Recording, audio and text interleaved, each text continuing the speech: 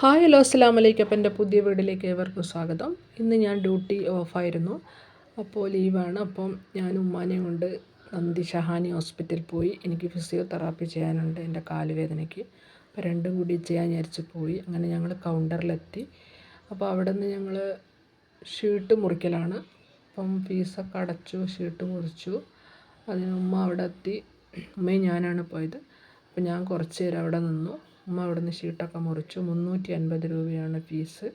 Doctor ഭവിത്തിനെയാണ് ഉമ്മാനെ കാണിക്കേണ്ടത്, gastro എൻട്രോളജിസ്റ്റിനെ. ഉമ്മക്ക് എപ്പോഴും വയറിൻ്റെ അസ്വസ്ഥയാണ്. അപ്പോൾ ഉമ്മാനെ കാണിച്ചു. ഉമ്മ അവിടെ നിന്ന് കൗണ്ടറിൽ ഇങ്ങനെ ഇരിക്കുന്നു.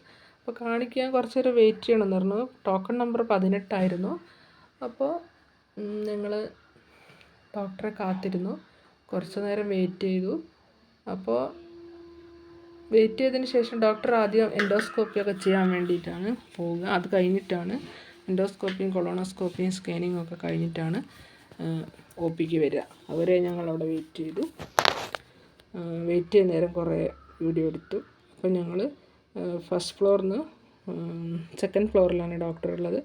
അപ്പോൾ ഉമ്മാക്ക് സ്റ്റെപ്പ് കയറാൻ പറ്റാത്തതുകൊണ്ട് ഈ ഒരു വഴിയാണ് തിരഞ്ഞെടുത്തത്. ഞാനും ഉമ്മയും കൂടിയും കുറച്ച് നടന്നു.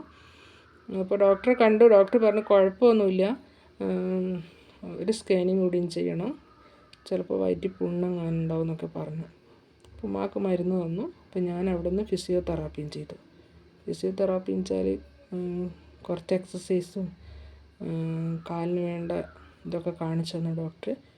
പിന്നെ കരണ്ടുമ്മലാണ് ഫിസിയോതെറാപ്പി ചെയ്തത്.